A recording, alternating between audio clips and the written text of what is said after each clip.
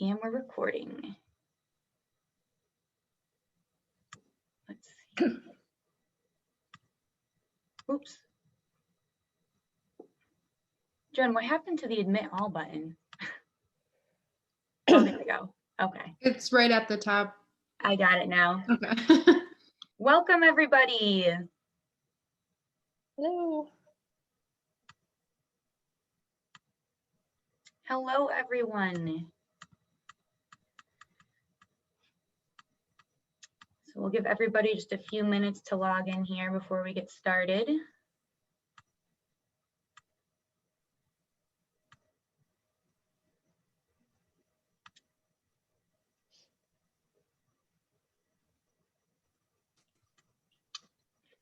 All right.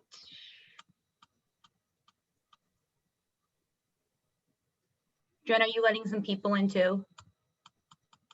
I am, yeah. I'm on to Cool. help you in the beginning, and Oh no, if thank you you need so anything. much. Yeah, no problem. Thank you. Yeah, all right, so I guess we can get started here. It looks like we've got a great turnout. Thank you all for joining us for bringing your taproom to e-commerce. I am here with Nancy Trigg from Arryved. You may recognize Arryved. You may have some Arryved socks. I know I have a pair. That's some good branding there. It's the first thing I remembered when I saw their logo. Before we get started here, I just want to thank our sponsors. So today's presenting sponsor is Marathon Energy, and I'd also like to thank our session sponsors, White Labs and Archon Industries.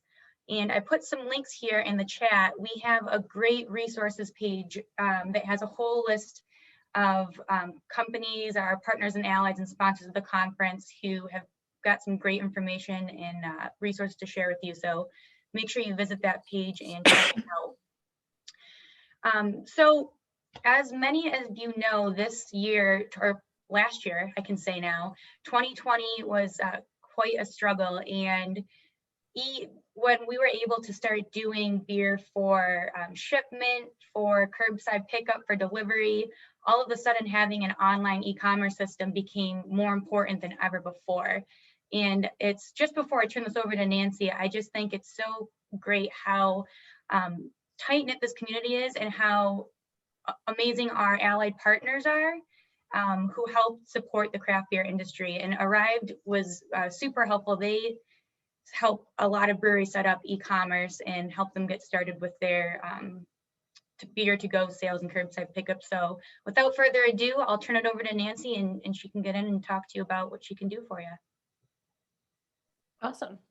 Well, nice to meet everyone. I do want to encourage, as we go through the presentation today, I can get sick of hearing myself talk. So please do ask questions. Chloe will let you in if you've got questions to ask me. So yes, thanks, Nancy. You can just put them right in the chat and I'll call on your name so you can submit your questions there. Awesome, because I think this will be more beneficial if it's interactive and if we kind of talk through questions as we go. I'll just start off by kind of introducing who we are, who I am. Arryved is a point of sale specifically for the craft beverage industry. We work with almost 1,000 breweries, brew pubs, even some cideries and small restaurants. But we were created specifically for the craft industry because there was kind of a void here when we came to market. When we started off, our goal was to be that sort of hub of the tap room and that central system that manages the tap room flow. But with 2020, we all found ourselves changing and adapting really quickly. In 2020, when the shutdowns happened in March, it became obvious that the only way that breweries were going to keep money in the door was to have some sort of e-commerce presence. So just like you all, we had to take a massive pivot as a company. Our engineers went head down for about 2 weeks and built an e-commerce system that we then rolled out for all of our customers who were interested. And we built these sites out for them. It happened really quickly. And then we did it sort of as a V1. If anybody knows anything about software development, you typically don't roll out V1 to everyone, but this was a crisis, so we did. And then we spent the next couple of months trying to make it better and make the system work for everyone. So, the knowledge that I'm sharing today kind of comes from having been through that journey with you all, working with a lot of businesses like you, and trying to figure out what it meant to be an e-commerce system in the midst of a pandemic. Beyond e-commerce too, I think a lot of folks had to change how they operated, how they connected with their customers, and we even saw a rise of social media and the interaction with social media and with customers online, things like that. So where I'm going to start today was really what I want to do, that my goal for the entire presentation is to demystify e-commerce a little bit and break it down into small chunks that feel accessible. I think when you say the word e-commerce, it can mean like 1,000 different things. It can mean online shipping of alcohol. It could mean to-go sales on premise. It could mean selling merch online, contactless ordering. There's just a whole host of things it could mean. And if you're just starting to kind of step into this, it can be a bit overwhelming trying to figure out where you want to go. So how I'm going to go through this presentation is just to talk about the different segments and how we look at those. That doesn't mean this is the right way. I think everyone has their own knowledge that they bring to this discussion. But it's how we've kind of broken it down and how we made decisions about what we were going to execute on first to keep our customers operating. All right, so who does e-commerce? Let's start there. There's a whole host of companies, and when you see all these names start to pop up, there's a bunch more that I did not put here. But as you look at each one, you start thinking, oh, well, these guys all kind of do different things, right? DoorDash is about delivering something to someone's door. Tavor is about shipping alcohol across the country. Beer Me is about supporting online sales and delivery yourself in your facility. So there's just a whole host of different ways that e-commerce can be considered. And it can be overwhelming trying to figure out which one is kind of a fit, which one does what you want. But it's all important, and they all play a different role. So we'll dig into that some more too. All right. Goods can be sold a number of different ways online. And there's different ways to think about what you're selling online. And we've broken it down into non-alcoholic shipment, so merch, basically, alcoholic shipment, to-go sales, curbside pickup, and delivery. But then you have to also think about how you're going to fulfill those. So any one of these items could be fulfilled by you out of your tap room or out of your facility, by a third-party shipping company like USPS, or by a third-party delivery company, like a DoorDash or something like that. So it's important to kind of break it down into those chunks as you're making your decision about what you want to do in regards to e-commerce in your facility. As we move into the spring, it's looking like on-premise is going to start ramping back up. And what does that mean for e-commerce? Does it mean e-commerce goes away? I don't think so. I don't think that this new way of sort of omni-channel selling is going to go away. But how do you balance this sort of new way of selling with your old way of doing business as people start coming back into your doors? And there's a lot of things that you need to ask yourself, right? Like, what is realistic for your current staffing? Having 5 different channels for selling your product might not be realistic if you're only going to bring a small group of folks back. What channels are worth maintaining and which of your channels are profitable?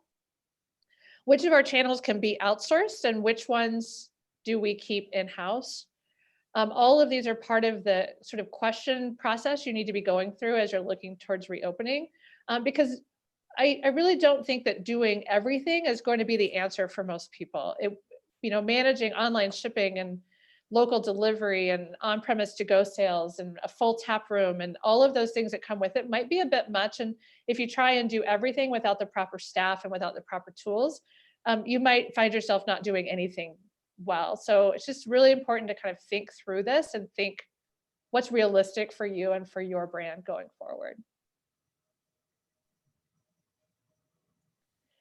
All right, let's talk about the big one first, which is shipping of alcohol. So this is the only time in this presentation that I'm going to say you really shouldn't do X. And what that really shouldn't do is you shouldn't view national shipping of alcohol as part of your on-premise or taproom business. National shipping of alcohol it's a beast, right? You've got compliance to deal with, you've got tax rules to deal with, shipping, refrigeration, weight, etc. And I'm not saying that you couldn't do it yourself, but it needs to be treated as its own business.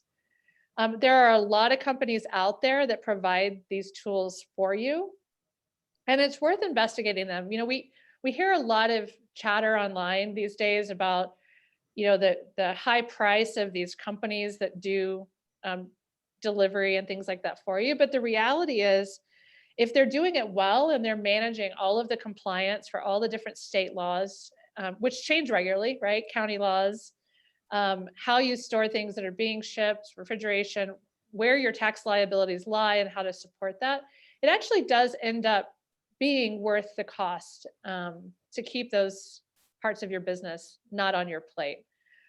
So something to think about, but I feel pretty strongly that sort of doing this with your taproom staff out of your taproom is an unrealistic expectation for shipping of alcohol. Local shipping, however, is kind of a different beast, and we have seen quite a few folks do this successfully, particularly in places like New York or California, who right now are making this temporarily allowed for existing taprooms. The thing that makes it easier is taxes and compliance are a lot easier when you're just dealing with in-state and local shipping. But you're still going to have to be really careful that you're understanding shipping, packaging, weight, cost, refrigeration, all of those things that go with running a shipping program. And you know, you can't rely necessarily on a tech provider to answer all those questions for you if they're not facilitating those services for you. So it's just a slightly heavier weight, but not as hard as the national shipping, in my opinion. All right, shipping of merchandise.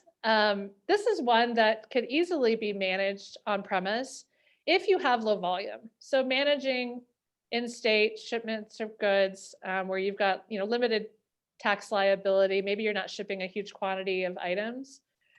But if you're doing it yourself and just handling all your own fulfillment, making decisions around how do we charge for shipping, right? Do we do flat rate shipping? Do we do per item shipping costs?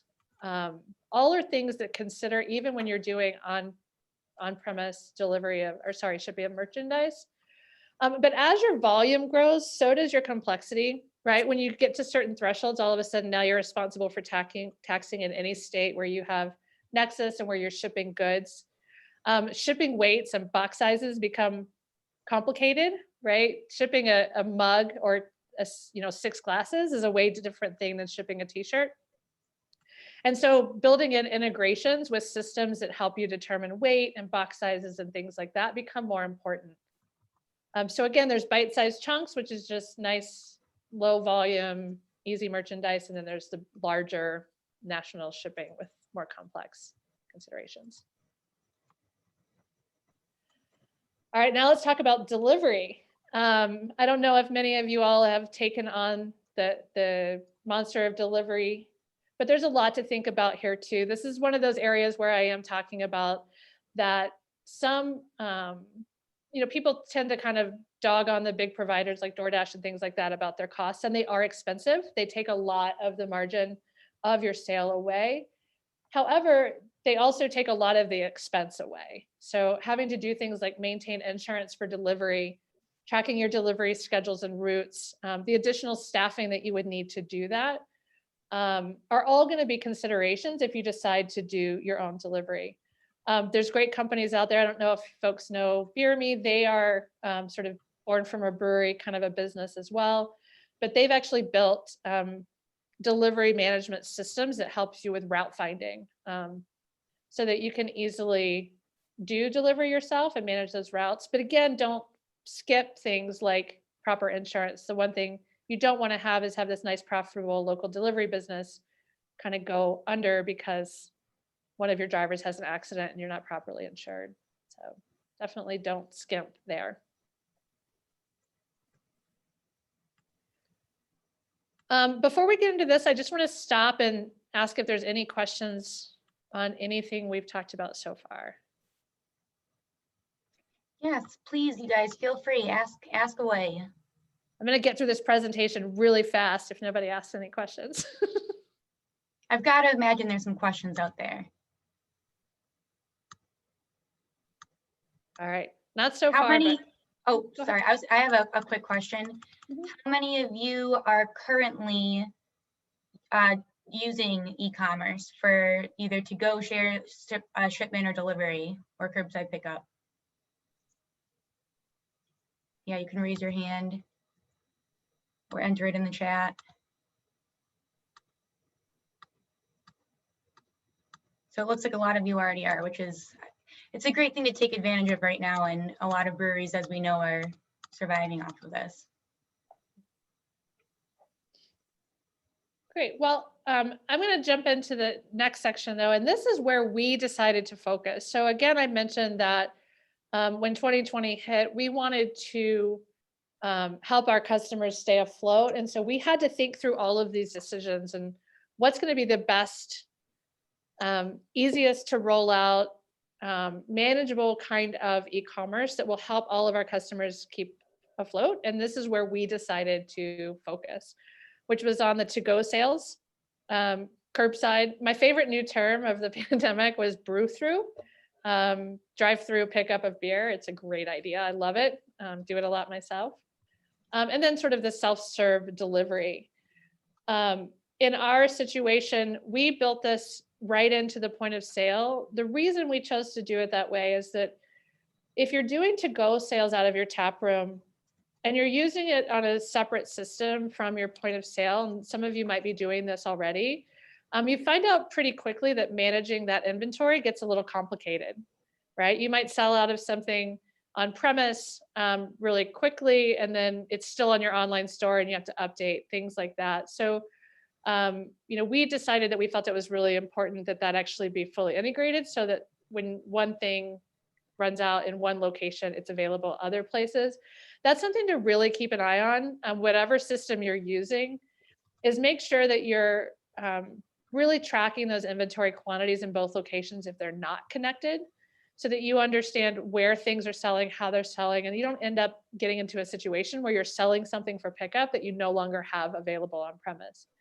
So definitely a key watch out is just making sure you have the supply. Another way I've seen folks do it if these systems are not integrated is to simply have a specific quantity of inventory set aside for the to-go sales.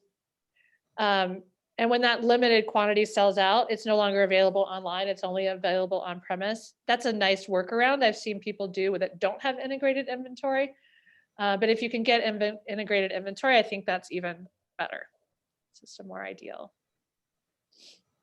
I did want to show you guys this. This is a really interesting tracking. Again, we work with almost 1,000 breweries across the country.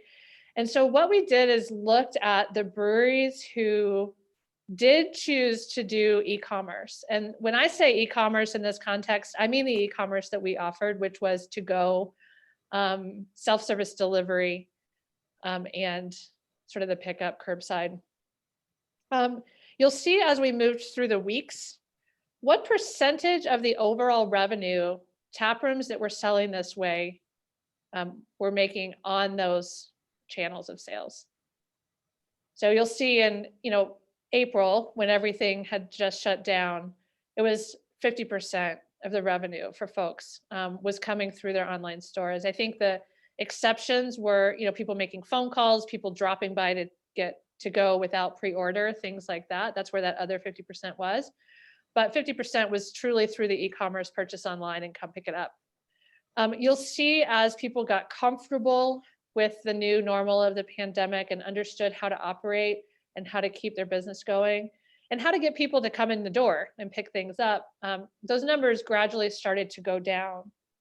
But even today, right, even just last week, we saw almost 10% of sales coming through this very simple e-commerce system that allows you to go and pick up. And I don't think that there's really any small business owner who wouldn't see an additional 10% of revenue as worth the investment, right? And this is a really low investment effort that we're talking about here, which is maintaining to-go and curbside pickup with self-service delivery. We don't have as many doing self-service delivery, just to be honest, as we do doing pickup, curbside, and through, but there are some factored into this number. Any questions on this? This is, I think, a fascinating graph that's hard to get at. So if there's any questions on the data or what we're looking at. Yeah, super quick. You say it's a weighted percentage. How's it weighted? It's weighted because we pulled out people who didn't have an online store. Oh, right. Yeah. Right. So we just took into consideration the people who did. If you take into consideration the people who didn't, and I would say about 50% of our current customers are utilizing our online store. So it would have been about half these numbers if I hadn't pulled them out. Got it. Nancy, you might be getting to this later. Oh, never mind. Sorry, we have a question. Go for it. Tartar. I think that's the name there. You can go ahead and ask your question.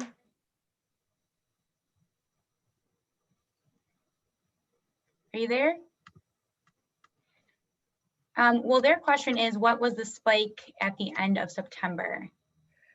The spike at the end of September was when things started to shut down again in a lot of states after schools opened. I don't know if you guys all recall, it seems like it was a decade ago, but after you started seeing universities reopen and schools reopen, there was another spike, and a lot of the states across the country started shutting down again. Mm-hmm. It was a shorter shutdown this time, and people were a little bit more prepared. So you didn't see the kind of spike you did back in April, but that's what that was from. This spike here too in December, this one is a little bit harder to explain, but I think it had a little bit more to do with the holidays and the onset of cold weather in a lot of places across the country. Yeah. And Chad Meggs has a question. Go ahead, Chad.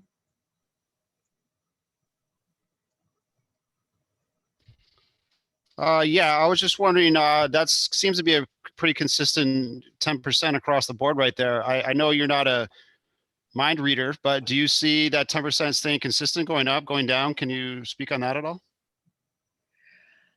It's really hard to say, but my gut is it's going to go down a little bit, at least in the, places like New York or Colorado where we are, where patio season is going to come back, and then people will be dining in more.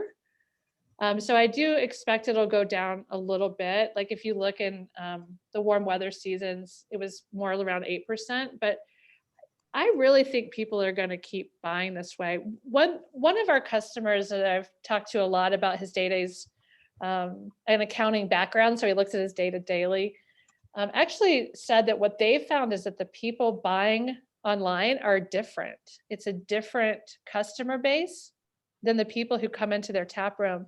So what they found is that this is additive, not takeaway. And so expect that number to continue. And I think that that's true in a lot of cases, right? Not everyone, although they're really fun and I want to be there, not everyone wants to hang out in the tap room.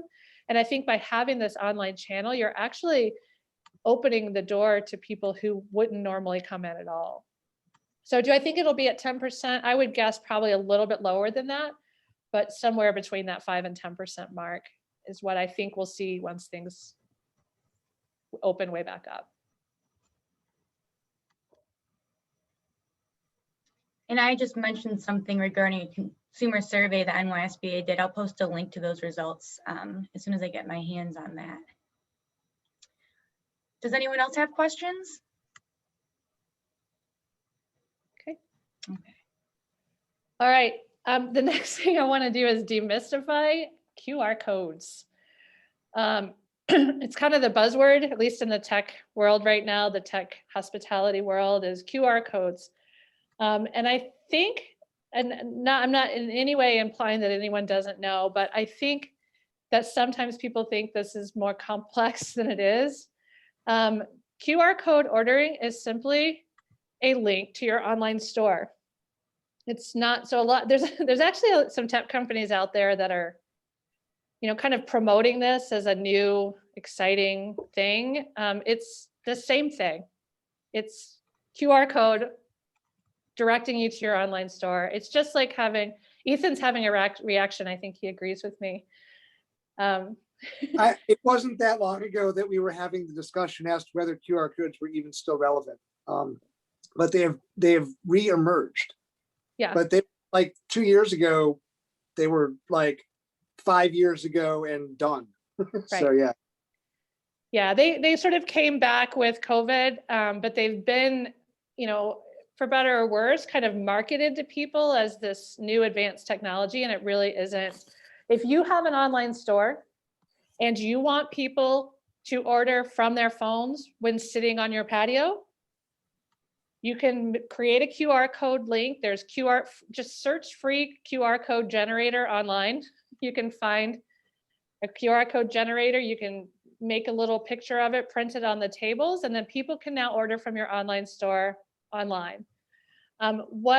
What we've done with our system, and I think a lot of systems do this, is instead of asking for their delivery address, you can change the question to be, what table are you, or where are you sitting? And then you're going to deliver those items to the taproom or to them in their place.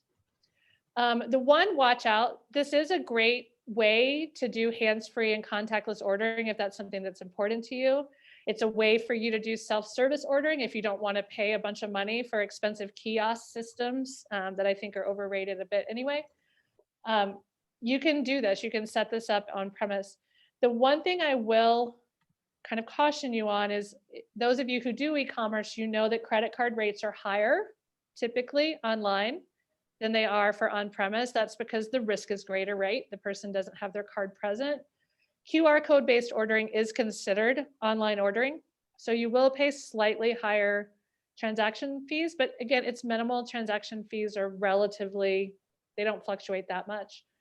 So it's a minimal change, but it might be worth it if you think you'll get more orders if you let people order themselves. So hopefully I've completely demystified QR codes now. I hear conversations all the time about how do we do this? And it's really simple, but a lot of tech providers don't want you to know that because then you won't buy their product. You can do it yourself. All right. So we're kind of coming to the end of the presentation. That's why I said we're going to go fast if there's no questions. But I hope I've kind of brought this all down to bite-sized chunks for you guys. As you're thinking about e-commerce and what you want to do, you don't have to break out your e-commerce buckets the way I have, but it is important when you're trying to make these decisions to do that, to go through that exercise of saying, what are we talking about? Are we talking about shipping? Are we talking about alcohol? Are we talking about delivery? Is it local? And decide exactly what it is you're trying to accomplish.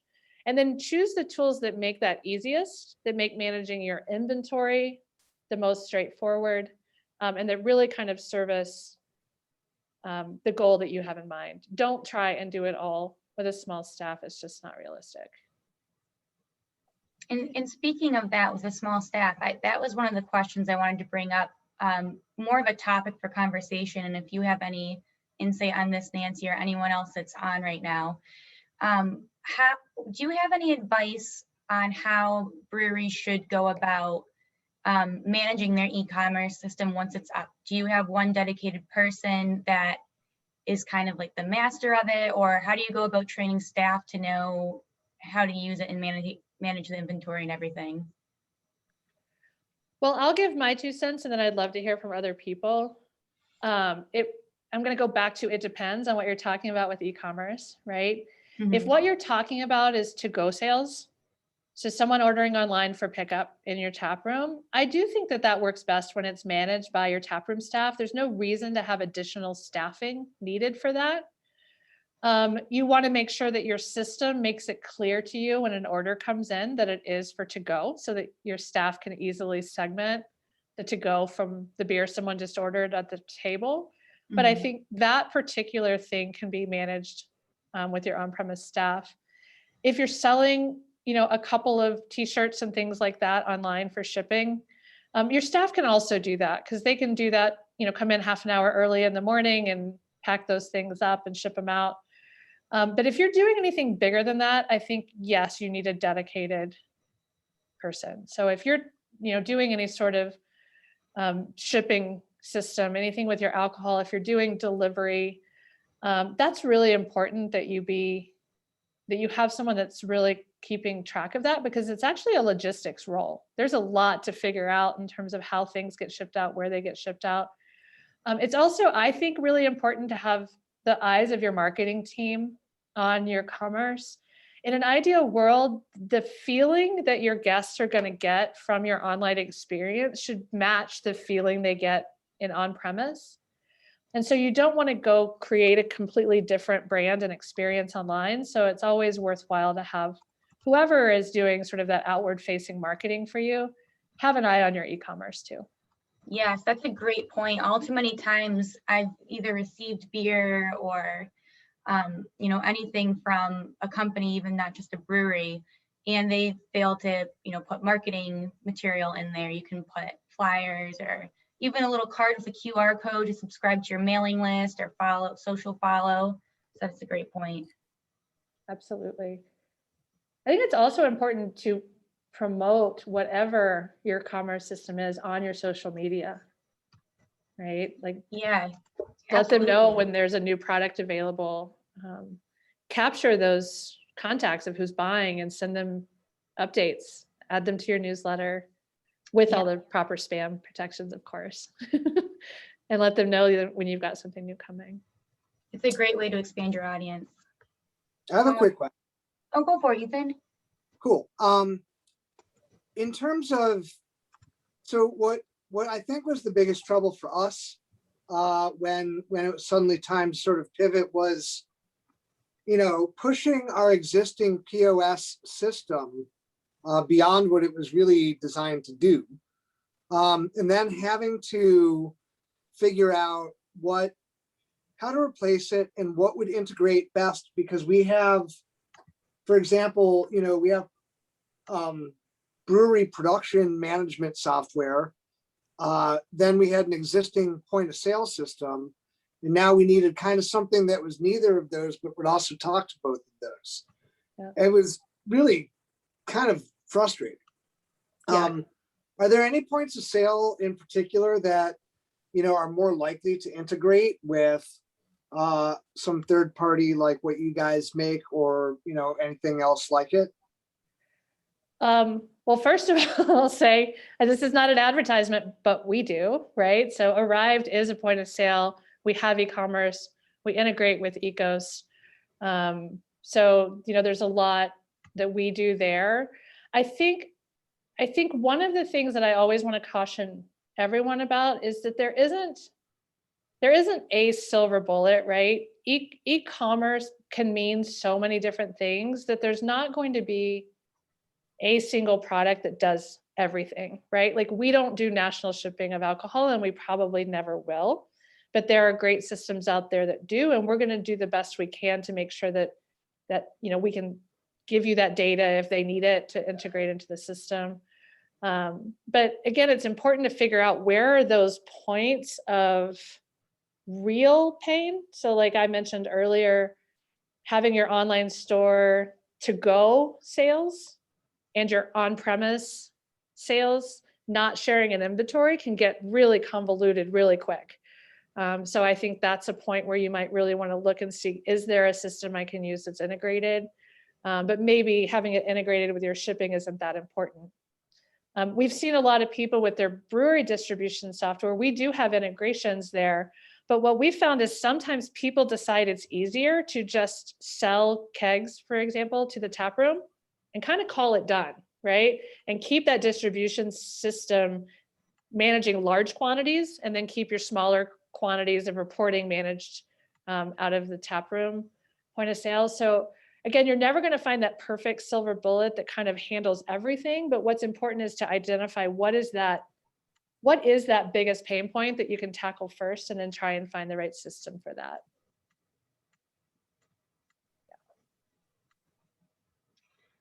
Nancy, are there any, do you do integrated ship? Does Arryved offer integrated shipping, like software that generates your shipping labels and things like that? Or what companies do you work with? No, we actually don't do that. We haven't moved into the shipping realm. As I mentioned, we really focused on the to-go and curbside and self-service delivery. We are doing we're in the process of working on what I would call lightweight shipping for kind of those smaller on-premise based shipping systems. But if you want something that is, going to do all the label printing for you, is going to integrate with USPS and things like that. I'm trying to think who I know that does that level. So the reason I ask is because I wanted to share it with the group. The NYSBA for our online store, we work with shippingeasy.com, which then links with stamps.com as well as UPS. So all of your orders sync from your point of sale to these two platforms, and you can generate shipping labels, you can pay for your postage, and it makes it pretty easy for us. Yeah, there's ShipGo is another one. ShipIt. There's a couple of different companies like that kind of manage all of those pieces for you. Another thing that we have seen a handful of folks doing is actually using an outsourced fulfillment house. So if you've got more quantity of goods, so if you're doing a lot of hard goods shipping, to actually even outsource the fulfillment and simply have a fulfillment center do everything, and you send them the orders and let them manage that piece of your business for you. Again, it's about prioritizing how you want your staff you're doing and everything. Exactly. Does anyone else have any questions or a topic you'd like to discuss with the group regarding e-commerce?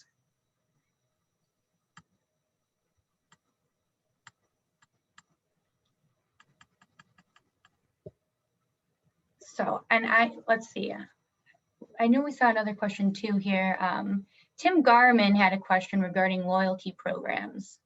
So we can talk about that a little bit if you want. Tim, do you want to unmute yourself?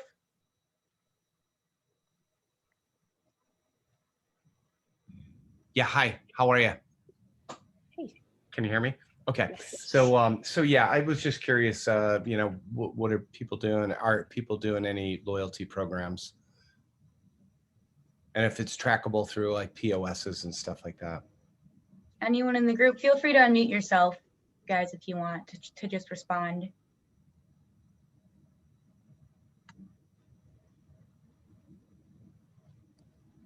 Well, I'm happy to provide what I know on this one too, if no one else has an answer.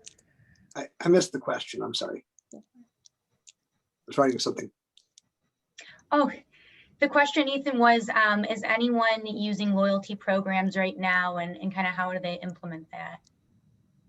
Yeah, we do, and we implement it through our existing POS, which is Toast, and it's points based. So when you spend to buy anything for pickup or delivery, you get points. And at some point along the way, you are asked if you would like to pay for it with existing points or just roll them over. So sometimes we drive sales with double point specials. We did that a lot during the holidays, for example, to help motivate, buy some for gifts or whatever else, or things like that. So we can double points or triple points or whatever, things like that. It seems to work pretty well.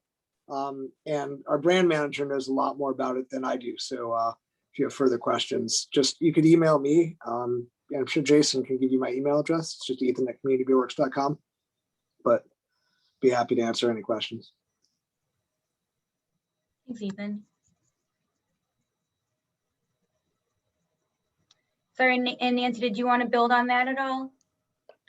Sure. Well, we see kind of two distinct different types of programs. One is kind of the traditional old school mug club, right? Your customer buys a mug and pays some membership fee, and that then entitles them to discounts when they come in.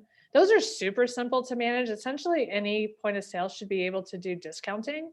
And if you have a way to recognize who those members are, whether it's because they have a mug or because you give them, you know, I don't know, a secret password or whatever those tools are that you use to recognize them, any point of sale should be able to comp, right? You should be able to give discounts.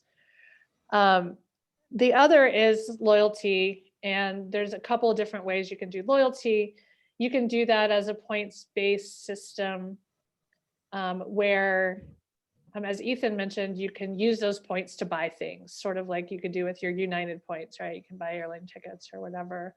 Not every point of sale has a system like that, but there's quite a few that do. Us included, obviously. The other way that you can do a loyalty program would be to send offers, and offers are things like, hey, come in the next week and get 50% off of your purchase. Those sorts of loyalty programs are intended to drive traffic, not just reward spend. So it's a kind of and again, I tend to segment things in my brain. That's how it works. It's like there's this way, or this way. There's probably 100 different ways you could convolute all of these to make them into a unique plan, but that's kind of the buckets I like to think of them. Yeah, and talking about loyalty programs and also what you were just saying, Nancy, to drive traffic, you can also use point of sales absolutely as a marketing tool, and even to keep your taproom social in a way. I've seen a lot of quite a few breweries do like virtual happy hours or you know, virtual trivia nights, and basically they email their contact list or they do a social media post and say, hey, come in on Thursday night or Wednesday night, get your curbside pickup deliveries for this virtual event, and that's worked out pretty well for some breweries. Absolutely. Is anyone else here doing that at all? Ethan, that's great. Josh White has a question. So Josh, go ahead and unmute yourself.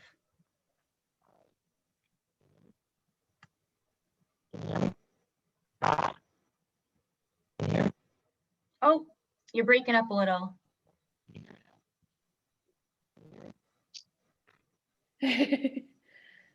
Here, so why don't we go to Erica? Why don't you go ahead and ask your question, and then we'll come back to Josh, because I think his was piggybacking off Erica's anyways.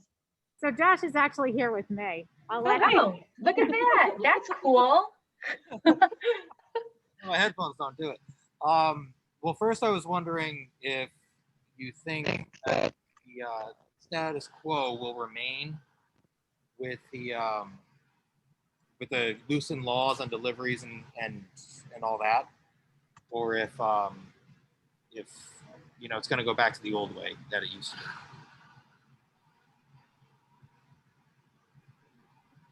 Well, I would guess that's more of a question for the guild, but I did ask the guild attorney before I came on to this meeting, and I believe what he said is the thinking is it would continue through this year, but not beyond. But that I don't want to be quoted on that. Well, I think Paul, are you on here? Yeah, what was the question again? The deliveries? Was it Well, about? just if the shipping and delivery laws is like e-commerce beer the new normal, or is it going to continue, or in 6 months are they going to take back those? It's a trick question, Josh. So right now, the breweries can deliver and ship with a farm and micro license by executive order through the governor, which is being done every 30 days. If he doesn't lose his executive powers, which is looking more and more likely, this could go on through April. So these temporary privileges, and we're trying to make sure that breweries don't lose that in case he does lose his executive powers. If you add, any brewery on this call adds an on-premise retail license to their current licenses, you can continue to ship and deliver beyond the executive orders. So it is possible. So, and the NYSBA and the board, and we actually have just put out a direct-to-consumer survey, is talking about, we do have direct-to-consumer legislation written. It's just a matter of where it goes from here this year. Ethan, do you have anything to add? Well, I just wanted to say, don't you mean isn't it the tavern permit that you need to have? On-premise retail, yeah.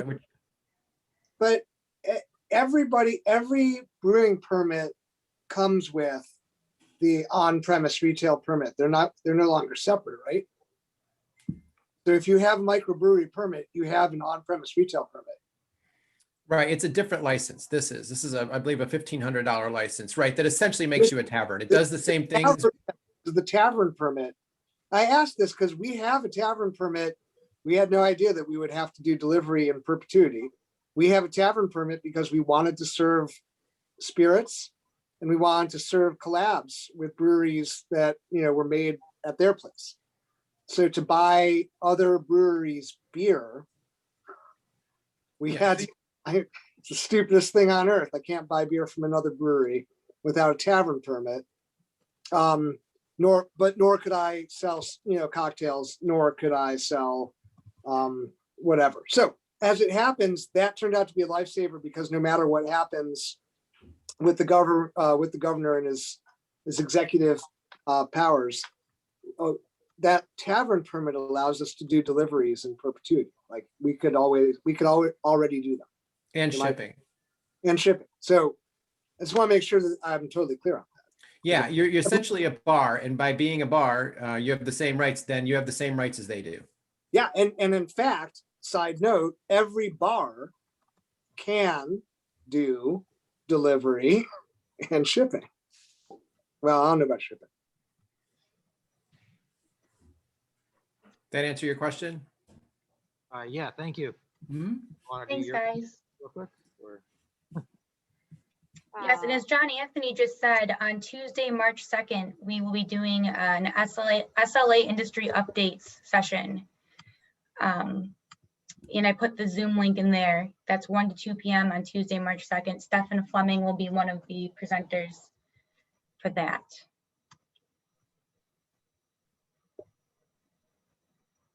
So does anyone else have any questions?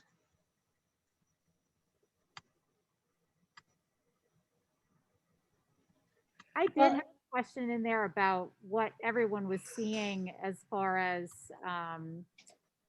curbside versus delivery business and whether or not deliveries have dropped off since we were able to reopen in late spring. Our delivery business has completely faded, whereas curbside has remained very strong the whole time.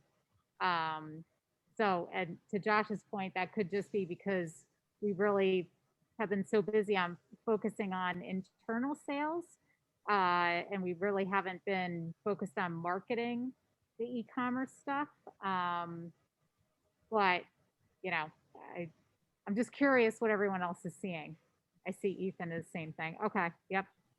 I would actually say that's consistent with the data that we're seeing across the country, with the exception of people who are very food forward. So food delivery is still staying up, but beverage delivery, I agree, has gone down to almost nothing. Curbside is here to stay, though. I really think so. Yeah, I think the convenience factor for people is huge. Yeah. Yep. All right, so anybody else have anything that's on their mind, anything they want to ask about e-commerce, to-go sales? Who here is doing online merch? Using that as market? You guys are too? Let's see, that's great. Everyone else show of hands.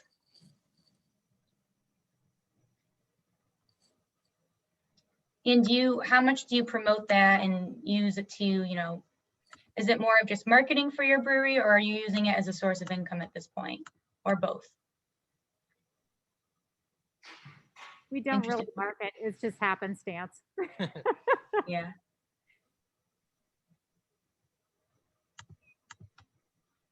All right, so we have 41 of you on here. I have to imagine somebody has something that's on their mind.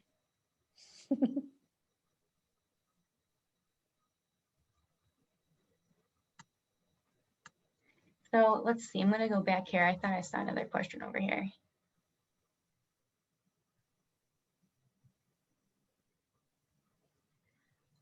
Let's see.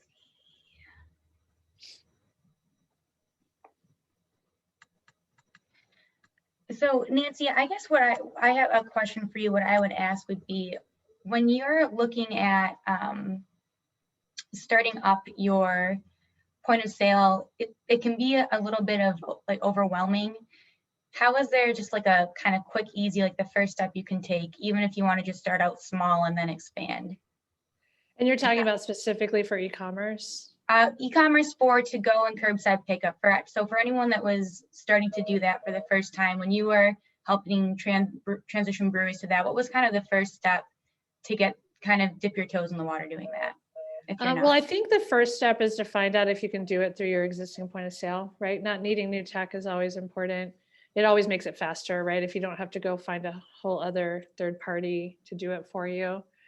I think if you don't have that, it's important to do something you're capable of, right? So don't imagine that you're going to build this phenomenal e-commerce. Use a simple system like, Wix or Squarespace or something that is relatively easy to use if your point of sale provider can't offer that. And keep it really simple, right? Keep it to,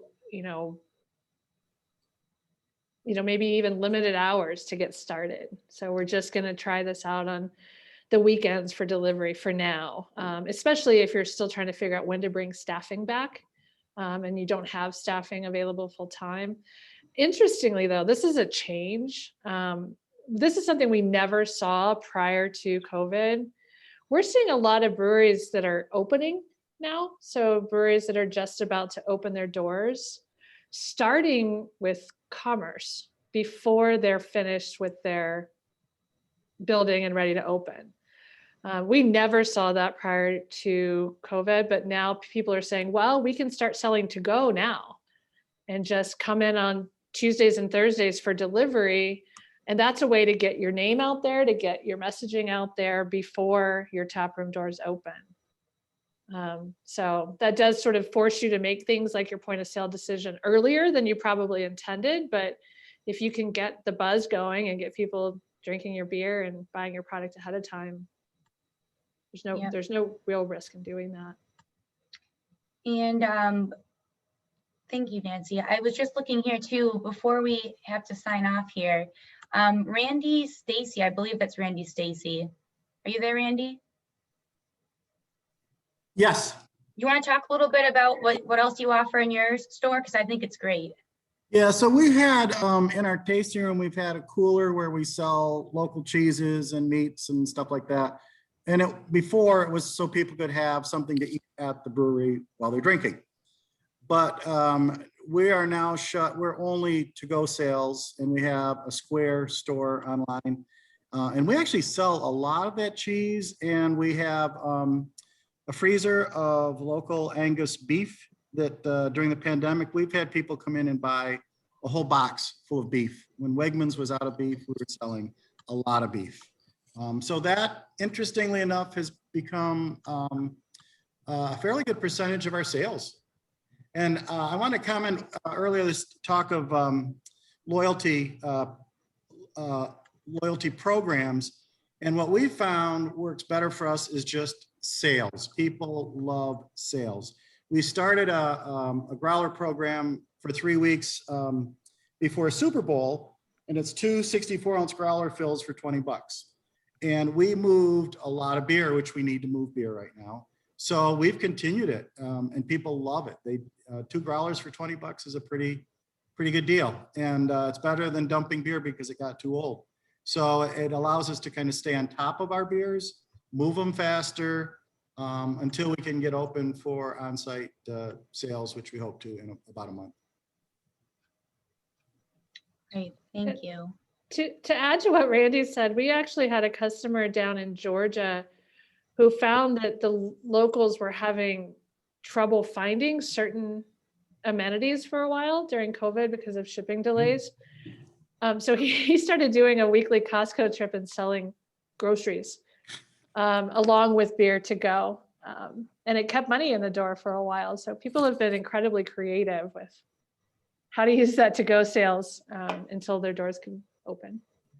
Yeah, we did something similar to Randy in teaming with some area businesses that we've worked with before to to sell like coffee, and eventually canned nitro coffee from the same company and stuff like that. So made a little market out of it. It was, yeah, we're relatively effective. Great, well, thank you. Well, I think we're just about out of time, unless anyone else has a last question, but I actually have to turn the Zoom over to another session here in a few minutes. I'm sorry, not a session, meeting. But thank you all so much for joining us. Nancy, thank you for all of the great information. Our next session, we'd like to welcome everyone to join us at 4 p.m. That's energy reduction strategies for breweries, and I put the Zoom link in there. This session will be available to rewatch on the NYSBA YouTube channel, so please subscribe to that. There's also a link that's in the chat. And another session you may be interested in is how to generate additional taproom revenue. And that's Wednesday, February 24th from 4 to 5 p.m. But thanks again, everybody, and we'll see you in a little bit. Thank you. And one last thing, if anyone does want to reach out to me, my email is just nancy@arryved.com. If you've got any questions and want to follow up, happy to chat with you about whatever. Thanks, Nancy. Thank you. Take care, everybody. See you soon. Bye.